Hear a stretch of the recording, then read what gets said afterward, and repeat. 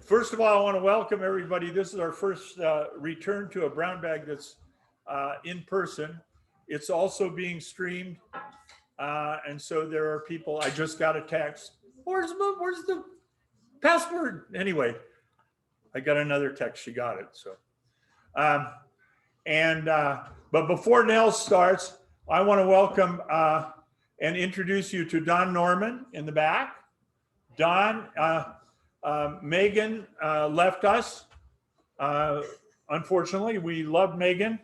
However, we learned when she left that we had to hire 3 people. So we hired Don and DJ. Where's DJ?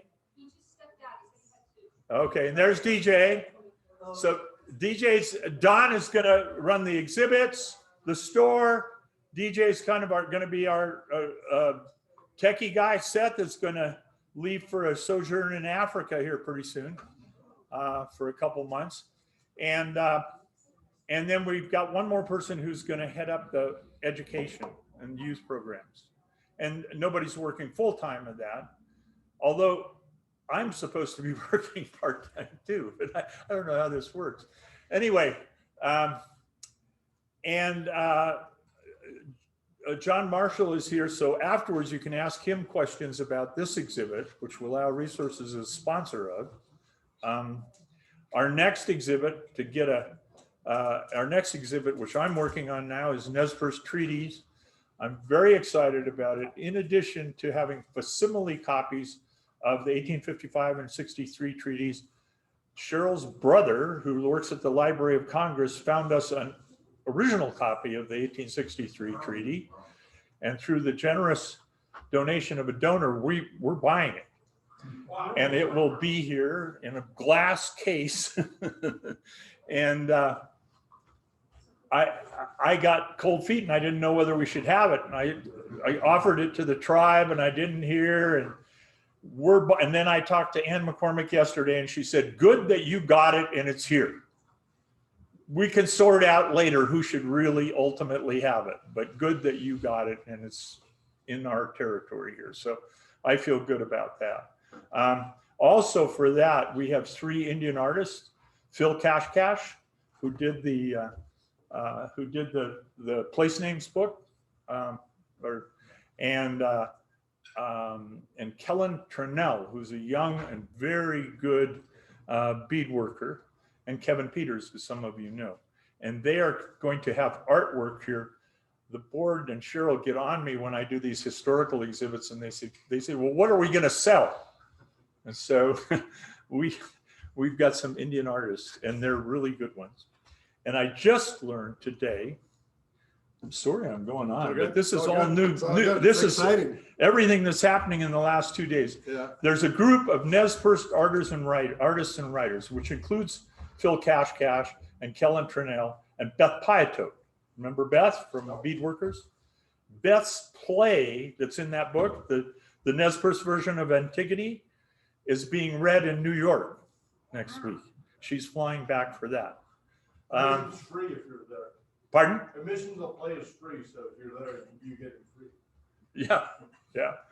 So anyway, they've got a group of 7 Nez Perce writers and artists. They're coming to spend a week at the homeland this summer to dwell on language in place. And Beth emailed me yesterday and she said, well, Phil's going to be here and Kellen's going to be here and they've got work in the show. Could we have kind of a reception there? So we will on Friday, the 25th of July, we're going to have 7 Nez Perce artists and writers here for readings and discussion of their artwork. So it's a heady brew ahead. Meanwhile, we're back to Wallowa Resource, where I can remember, I think I'm the only one here that was in the back room of Cloud 9 Bakery when the first discussions with Martin Goebel about Wallowa Resources began. Their journey has been a really exciting one, and now 25 years old. And Nils is not only, as I mentioned in my little thing, not only done all this work in natural resources, he also has done a little bit of human resources work too with the school board and other concerns, and been really a great addition, he and Anita, to the community and their kids when they get here, when they come here. Sometimes. Yeah. Sometimes they still do. They will be here for Chief Joseph Days. They mostly come, I think, to take river trips, don't they? They come a lot for river trips or to go in the mountains. Okay. Okay. Anyway, Nils, great to have you here and great to have you doing this. Thanks, Rich, and everybody here at Joseph Center. It's a great pleasure and opportunity for us to tell our story on our 25th anniversary and be part of a public convening again. As Rich said, I'm Nils Christoffersen, Executive Director of Wallowa Resources, and my family and I moved here in 1999. I was hired to help Wallowa Resources start its field programs.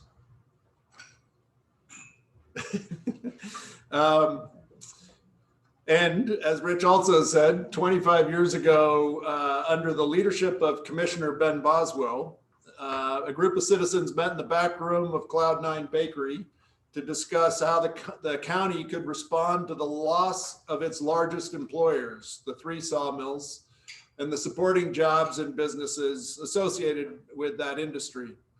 Those losses had a ripple effect across the schools, the hospital, within families, and throughout the community. In response, the people gathered at Cloud9, representing a broad cross-section of Wallowa County, natural resources to the arts, Upper Valley, Lower Valley, old timers and newcomers, decided to form a community-based nonprofit that could fill various needs: access to capital, experimentation and innovation, train and educate, survey, monitor, learn, and most importantly, convene and build and sustain our sense of community and our central identity connected to this place. The founding mission was to promote forest, watershed, and community health, create family wage jobs and business opportunities, and broaden our understanding of the link between landscape and community health.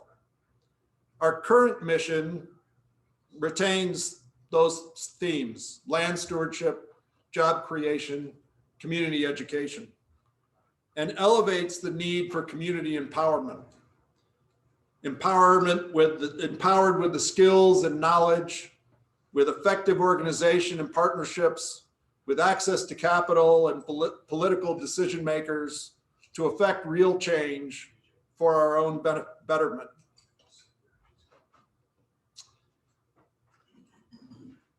Over the 25 years, we've developed a lot of programs and projects, and it leaves a lot of people confused about who we are and what we do.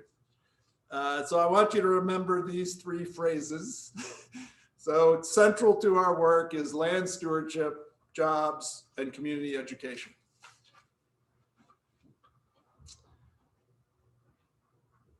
Within those areas, we've got work, we focus on the stewardship of working landscapes, on forests, rangelands, and watersheds.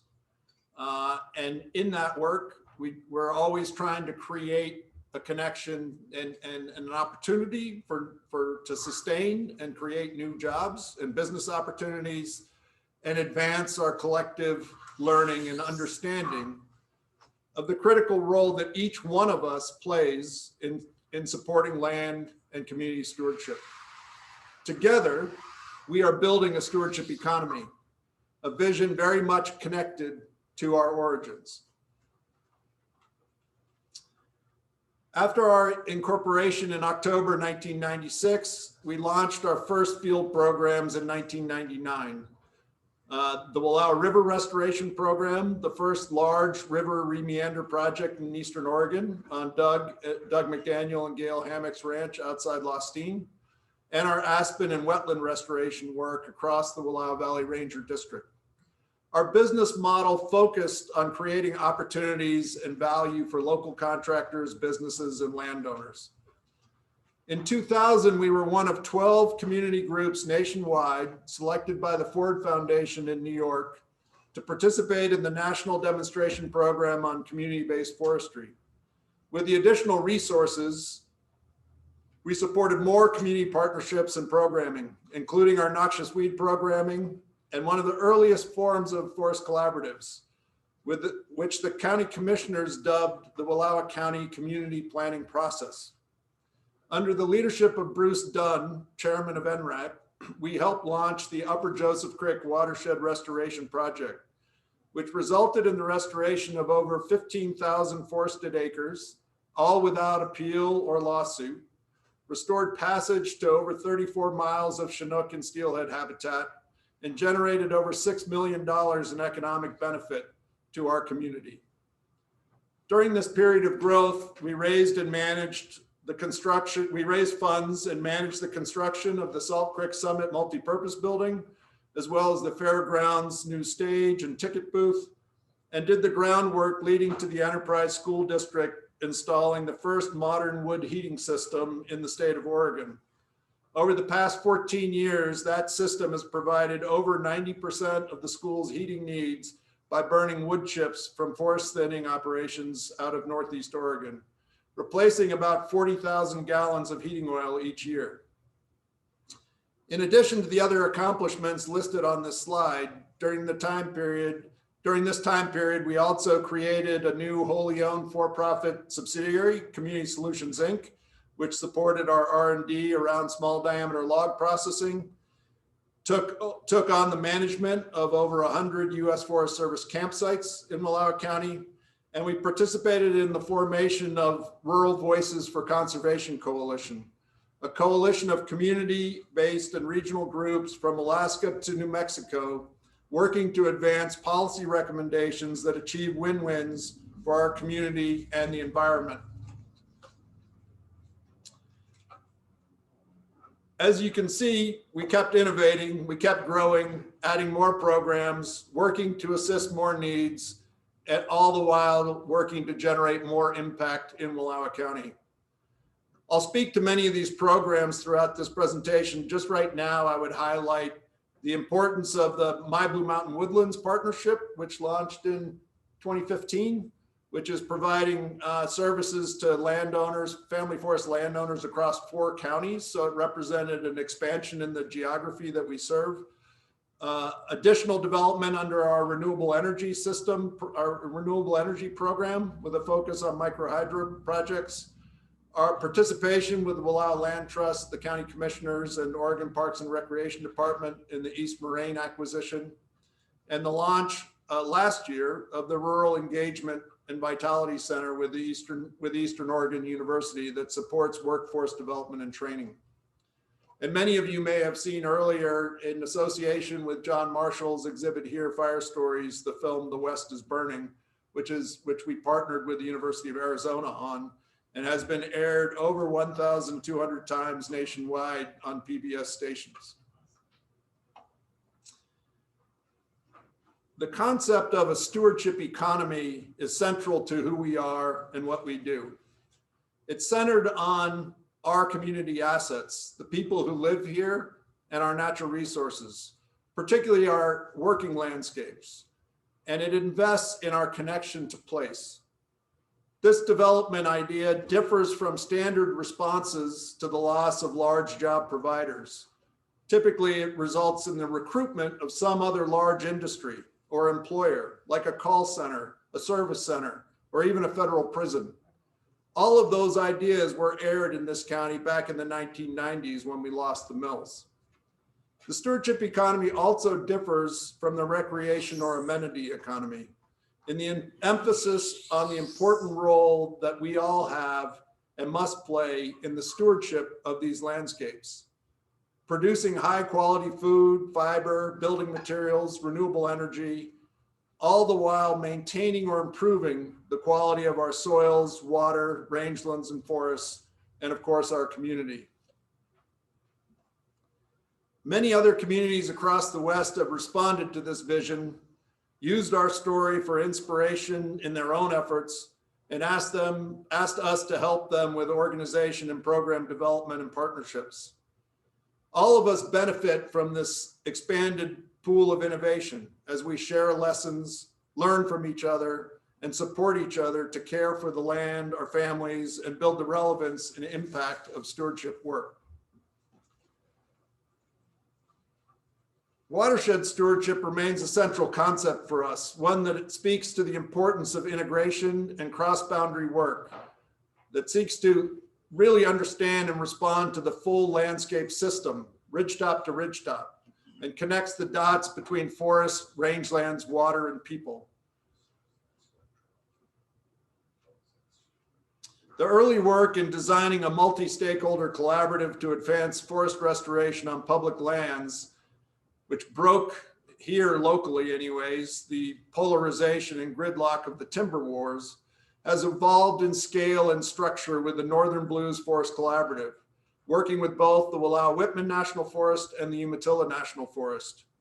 This collaborative and our public land and our private lands partnership, My Blue Mountain Woodlands, was instrumental in designing the top-ranked collaborative forest landscape restoration program last year.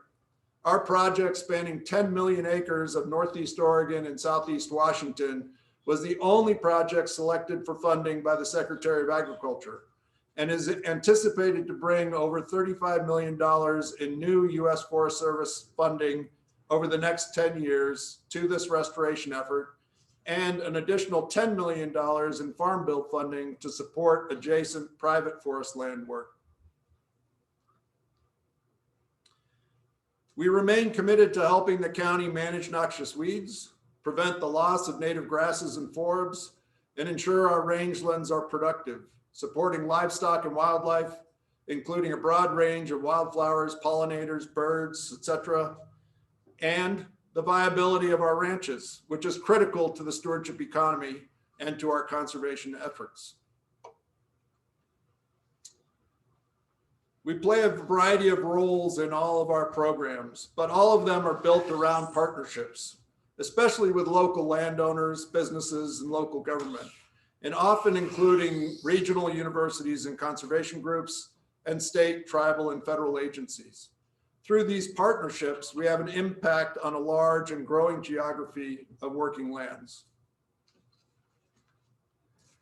We've been investing in product and market development for small diameter logs for 22 years, seeking to support the forest restoration and wildfire risk reduction efforts needed across the West with market-based incentives and solutions. Heartwood Biomass, operating in Wallowa, now employing 25 people and utilizing over 30,000 green tons of small diameter logs each year, is a prime example of this work. It's also reflected in the structures I mentioned before, in thinking about the stage and the Salt Creek Summit multi-purpose building, the wood biomass heating system at Enterprise, the pellet boiler that's in our own building, the Doug McDaniel Stewardship Center, the old hospital, and our current work on biochar. For the sake of time, I'm just going to run through these last couple of slides quickly. We remain committed to small-scale distributed renewable energy system development and deployment, and generating real results in terms of energy dollars saved to homes, businesses, farms, ranches, and local municipalities. We continue to manage campsites for the Wallowa-Whitman National Forest in an innovative partnership between ourselves, the county, and the National Forest, with the intent of maintaining access to and quality of the campsites that have been used by many families here for decades and are enjoyed by people from all around the country. Our workforce development and training is really a big emphasis moving forward. We've expanded what we're doing with our high school internships, benefiting this year from a returning intern, Anna Moholt, who is now working with this year's suite of high school interns, but working through our partnership with EOU and the Rural Engagement and Vitality Center to provide more opportunities for college internships. And last year we set a record with something like 10 college interns involved in our programs, and we're going to keep growing that effort. all told, between our various programs and organizations, we invest about $2.5 million into the local economy each year and contribute through direct employment, contracting, and support to local businesses like Heartwood Biomass. We support about 65 jobs in the county each year. Our suite of K through 12 programming with public schools typically reaches about 45% of Wallowa County's student population each year. And most students have been through 2 or 3 of our programs by the time they graduate. Some have participated in 5 or more. And we know that this has influenced some of their decisions about what to study. And also for kids like mine, it's really increase their appreciation and self-confidence in being in the backcountry, in the wilderness, and just understanding how our rural communities work. We remain committed to community outreach and events like this.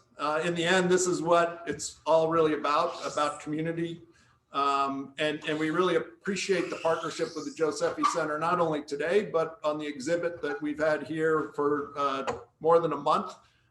Fire Stories exhibit and all the other programming that went with that. It's also reflected in, as I mentioned, the film, The West is Burning, the East Moraine Partnership. And then last year, we worked with 6 other local government and nonprofit groups to organize and provide COVID-19 business relief, providing small grants to local businesses that didn't have access to cash at the onset of the COVID crisis. This really just speaks to the amount of partners that it takes to do this work and hopefully scale this work. That's it. There's a little summary. Happy to take any questions.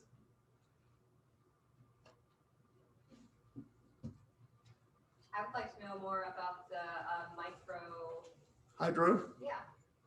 The micro hydro work was kind of it's a fun story for me because shortly after we did the River Re-Meander project with Doug McDaniel and Gail, we were asked to take on a water conservation project for 3 ranches on the Imnaha River that had an open flowing ditch that flowed 4 miles from the diversion point, lost about 50% of the water that was diverted to seep or evaporation, and wanted to install a more efficient system that would deliver water to the fields in a more reliable way and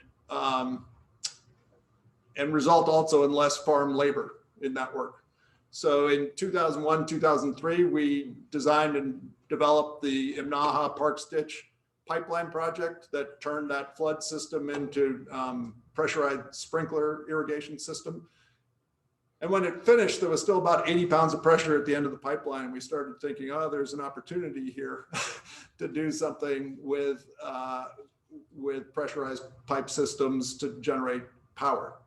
And that Energy Trust of Oregon, I'm trying to think who else participated in that. We got some small grants. I think it was the Freshwater Trust and Energy Trust of Oregon, then gave us some money to do kind of a survey of which other existing irrigation systems might there be an opportunity to install micro hydro systems and reduce power consumption by a farmer, rancher, household, just in the regular delivery of irrigation water to the fields.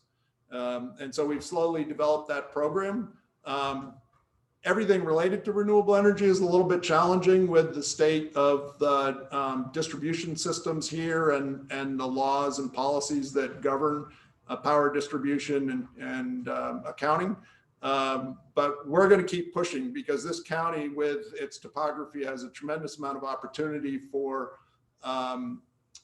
these micro hydro systems that are all off channel, so they don't affect fish, right? So we're already past the fish screen and we're just looking at ways to utilize the natural energy within our irrigation systems for added benefit.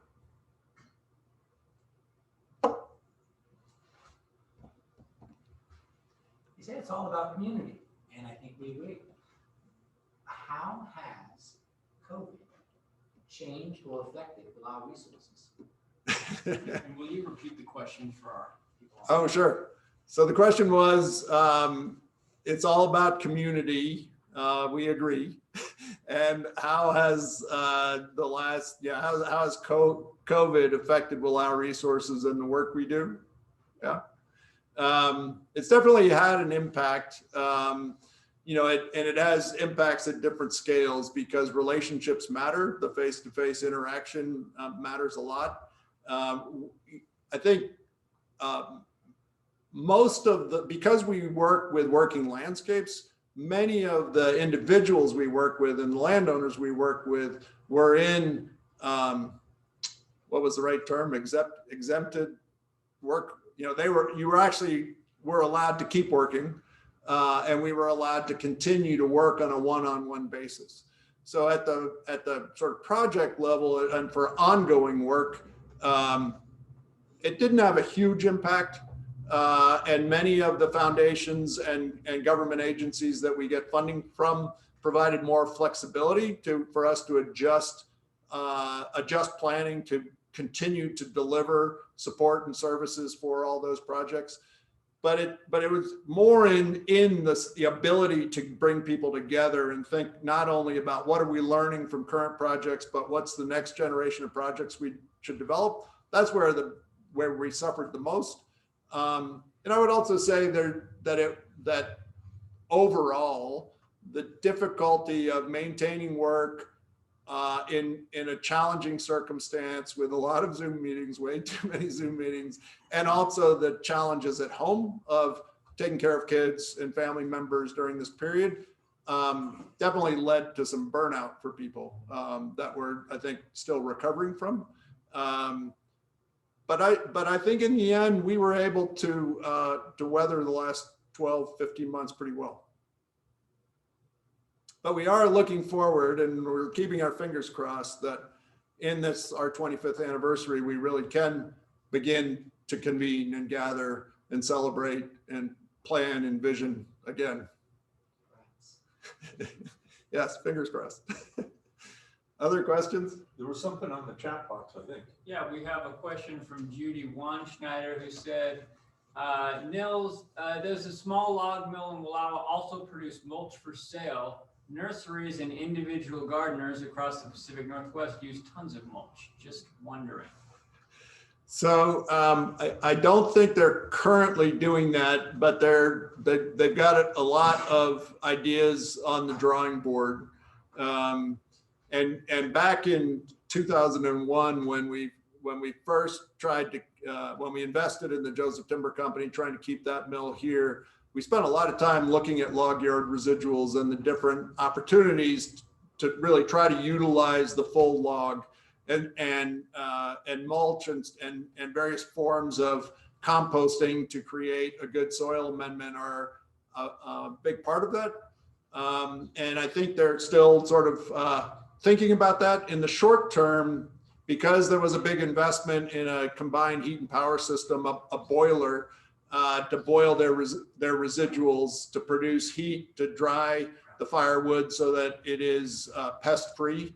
It's meets a phytosanitary rating, and provide heat within the workspace. We're primarily looking at biochar because we can adjust the boiler settings so that we don't get a complete combustion, and we can produce biochar and look at selling biochar on its own or as an ingredient in a soil amendment. So that's kind of what we're looking at more. What do people do with biochar?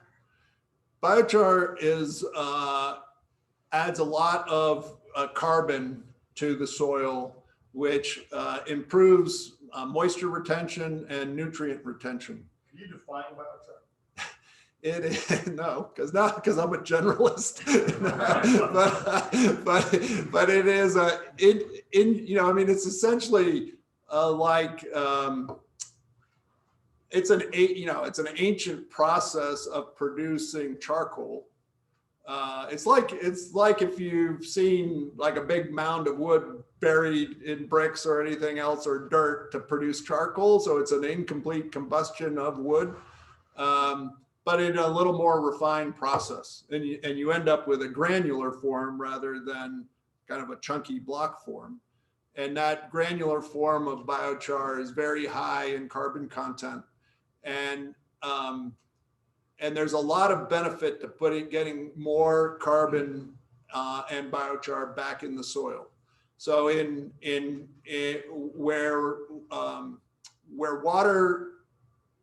where farmers might not have as much irrigation water as they have applied in the past, if there's more biochar in the soil, there's good evidence that they can make do with less water, less application of new water, because the soil is going to retain the moisture that's applied longer. Same with nutrients, that it'll retain nutrients so that if you've been applying fertilizer, then you could apply less and it would retain more in the soil and reduce seepage of nutrients outside the farm system. Soil scientists could go on and on and on about all the other benefits, and unfortunately, that's not me. But aren't you producing carbon dioxide in the air as you're burning the? There is carbon emissions, absolutely. And there's a lot of work. I actually was on a phone call yesterday with the Yale Carbon Containment Project, looking at different ways to capture carbon emissions and turn it in. I won't go into all of that, but basically to turn it into some sort of long-lasting mineralized form, so solid form.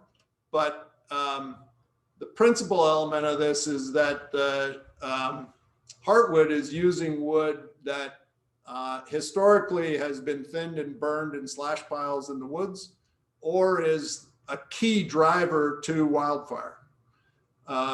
And so we're trying to offset that with a more efficient combustion system that we know has less NOx, SOx, fine particulate matter in the air. It is still releasing carbon, but we are also, it's a smaller amount of carbon typically than a prescribed burn, than a slash pile burn or a wildfire, because a lot of the wood coming in is turned into a solid wood product like a post and pole or something else. So Nils, you're catching up with the Indians. Correct. who were doing slow burns in New England before the white guys got here. Yeah. For farming. Yeah. What other and say something about your relationship with tribes now. So it's an ongoing evolution, but it's strong desire through all of this work to build those relationships and learn from each other and figure out how we treat this landscape that is home to all of us and has a legacy for all of us and for tribes for much longer than the rest of us. And when we first started the Upper Joseph Creek Watershed Restoration Project, the Circle of Elders came down from Lapway to sort of initiate the partnership with the Nez Perce tribe in that effort. And we've maintained a strong relationship with the Natural Resources Department and Cultural Resources, and of course the Fisheries Department that's here in the work that happens. And a lot of that is outside of Wallowa Resources. Many of those relationships existed before I got here, based on the work with the Salmon Plan, based on the work between Nez Perce tribe and local farmers and irrigators to find a cooperative way to manage water flow that benefited Chinook and Steelhead Passage in Lostine, for example. And we're continuing to build on that. We recently shared John Marshall's work here with the Umatilla tribes of the Indian Reservation, and they used some of this imagery in some webinar for tribal members about climate change and how it affected basically talking about the change over the last 80 to 100 years of forest conditions, how that affects first foods at different elevations, and use John's imagery to do that. We've shared a lot about Heartwood biomass and sort of as they're thinking about new jobs and industries there. Most recently, Hartwood's been talking about the Nez Perce tribe, about the need for a very large amount of firewood back on the reservation. I think they're using about 500 cords every year, and whether we can help provide that. So we're sort of continue to find those opportunities. So coming out of COVID, what are your funding needs and plans over the next few years? I understand you're about half and half government versus private foundation. What are your growth plans for funding? Thank you. Did Nancy tee you up? Okay. Common sense. Common sense. Really appreciate it. Okay. Rolling Thanks. sky. Yeah. No, we are in a really exciting place for me. Because I've been here 22 years, and as a lot of people tell me, it's a long time to work for a nonprofit. Rich is my role model here. I don't know if I'll ever beat him, but it is a long time to work. But the reason it's exciting is we continue to both deliver more impact within Wallowa County, but begin to provide more support to other communities that want to replicate this model. And some of it is direct support, like we're doing in Northeast Oregon and Southeast Washington through the Northern Blues All Lands Restoration Project. And there's considerable amount of match that's anticipated for those federal funds to advance that process, and a tremendous opportunity to deploy money to address sort of really large challenges, both in terms of forest restoration and wildfire risk reduction and local job creation, because there's more R&D that's needed on the product utilization side to help ensure that there's a long-term mechanism to sustain forest restoration work across the West. The chief of the Forest Service said there's 80 million acres at risk of catastrophic wildfire in the West. Obviously, a lot of jobs that need to be created. But also a lot of research that needs to be in terms of understanding what's the effect of upland forest conditions on salmon restoration.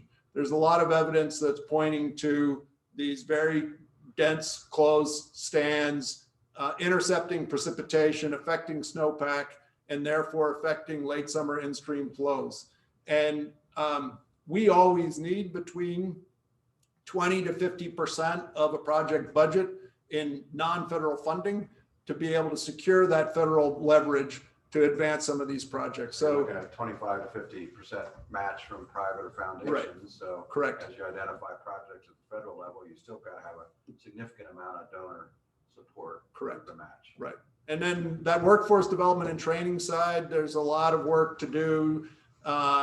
There's a lot of concern about the current age of farmers, ranchers, forest contractors, mill workers.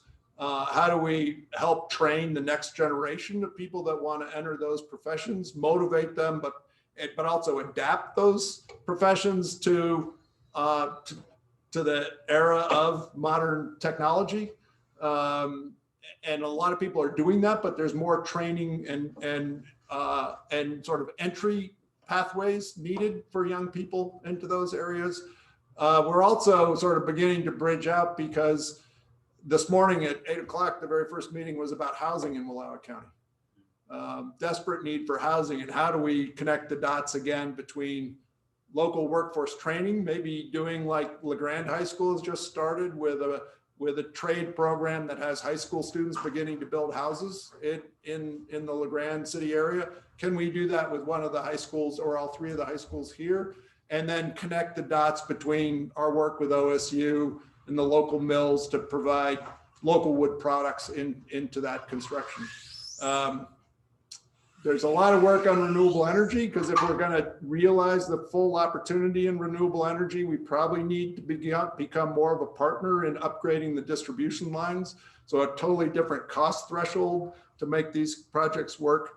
There's a lot to do, a lot of priorities, but where would you expect your budget to be in the next 2 or 3 years compared to now?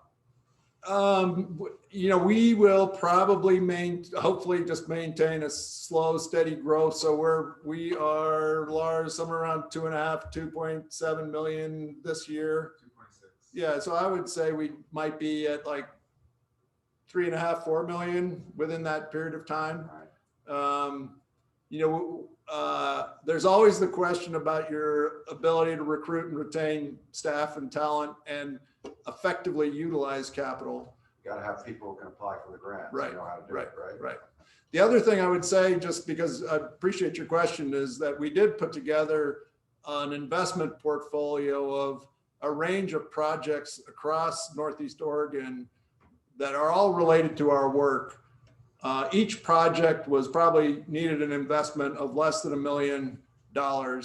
And when we take it to traditional funding sources, even community development finance institutions, these projects are too small.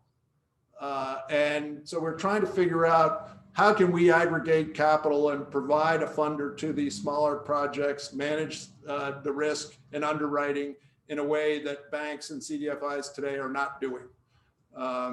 So that's another area that we're looking at. Very good, thank you.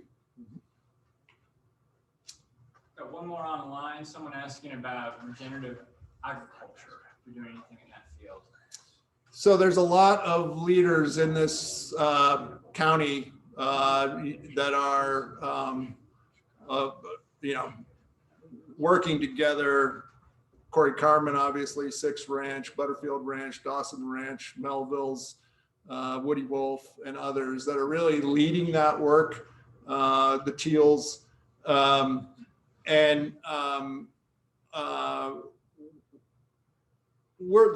the closest we get to that is trying to help with the soil organic matter, soil carbon content with biochar. So we applied a farm trial several years ago to all those farms as a trial to begin to look at the value of that.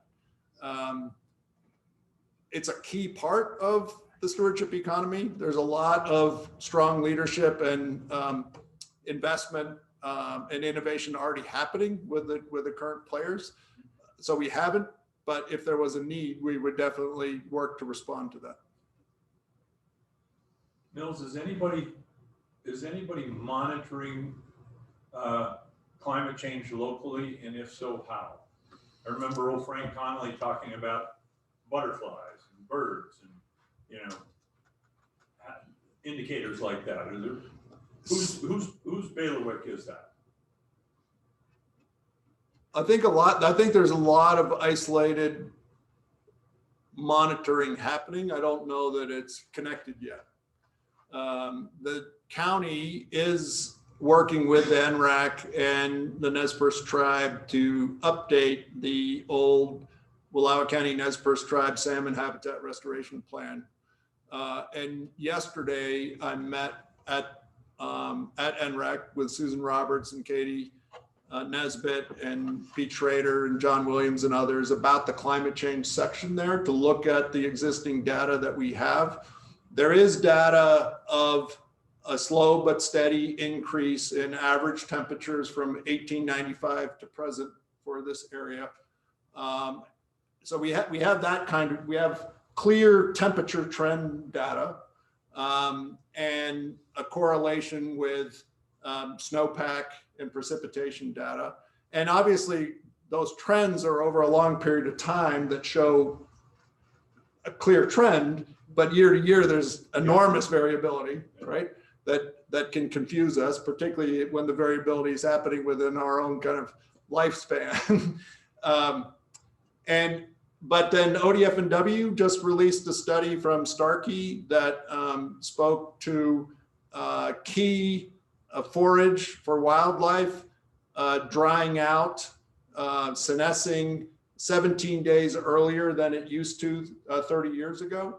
That has an impact on forage quality and particularly on, for example, lactating female deer and elk, that then has an implication on population reproduction and growth. So we're getting those kinds of studies. I don't know, DJ's left. At one time, I think there were people involved with Wallowology that were beginning to look at changes in plant, butterfly, insect, reptile presence. Kendrick Mold in the back might have a better answer to add to this. I don't. I do have Frank Connolly's records in response to sitting on my desk and never even go into the file. Okay. We've got some old records around, but I don't think there's much been done with butterflies or birds or the biotic side of it. Yeah. In Wallowa County. Yeah. And I do think, Rich, I mean, that would be a great thing to build a partnership around with the universities and grad students to begin to do that. And the landowners, you know, build a good system of citizen science around that too, because I think that's important to sort of a better community understanding of what's happening, but also to help think about how we respond to that. I mean, Yeah. wildfire, I've definitely seen an increase. Yeah. Maybe it's not super locally, but within the region. Yeah. Way smoke here Yeah. every summer than it used to. That is, that's very well documented, right? You know, particularly if your time frame is, you know, from the 1930s to present, since the late 80s, there's been a clear increase in the frequency and size of wildfire and the amount of smoke that's coming either locally or even coming from far afield. From a couple of years ago, it was all coming from British Columbia, you know, so. Well, you know, in the Midwest, it's changed cropping. I don't think there's anything that drastic happening here, but I wonder if people are even looking at different varieties of weeds, and I wonder if it has anything to do with the no-till. And I mean, can all that stuff be tied together, and who should be tying? The farmers should. And I think they are. Yeah. You know, I think they're having a lot of conversations and trying different things. You know, Yeah. they're both responsive to the market and some of the evolution in seed and technology, but they're also very clearly responsive to their own growing conditions here. Yeah. Yeah, and we need to bring those guys in to tell you what they're doing. We should. Yeah. It'd be an interesting conversation. Very Yeah. interesting conversation. Yeah, what? Yeah, get old Joe Dawson to talk about it. Well, how about the forestry end of things? I mean, there are so many variables in forestry that you're working on with Blue Mountain Cooperative and all of that. But climate change is just one of them. Yeah, and you know, the story of forest change and condition and risk is really challenging because it's, you know, if I was trying to simplify it, right, you've got, we had a history, as you just referenced, Rich, about native people that used cultural burning across this landscape that clearly had an effect on plant communities, you know, species representation, stand structure throughout the vegetative community. And that was interrupted. And then we introduced much higher numbers of grazing animals that reduced fine fuels that then began to limit the extent at which lightning strikes, which are still our primary igniter of fires here, is natural cause, which is different than on the west side where mostly it's human caused. But here we're still primarily driven by lightning, and with fewer fine fuels, you have less spread of lightning fires into denser vegetation. And then logging practices where we remove the larger, older trees, and particularly those early seral trees, pine, larch, Doug fir, that were more resilient to fire. And then fire suppression, and then a reduction, as we've seen since '94, in harvest rates. And all of this has meant that we now have denser stands, and the actual footprint of forest has expanded into meadows and grasslands and other places.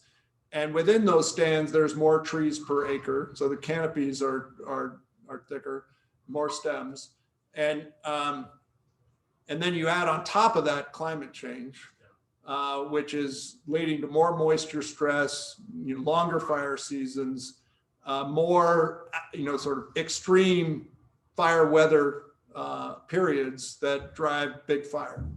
And the climate models for Northeast Oregon are pretty dramatic for the projected increase in frequency and severity of fire. So when you look at the climate models for Western US, it's this sort of northern blue section that's anticipating 600 to 700% increase in frequency and severity of fire because of these longer, drier summers that are predicted in the models. And so it does sort of speak to the need to respond to that, which is what we're trying to do through that Northern Blues All Lands initiative. Yeah. Good. Glad you guys are around. Thanks. I think that's an understatement.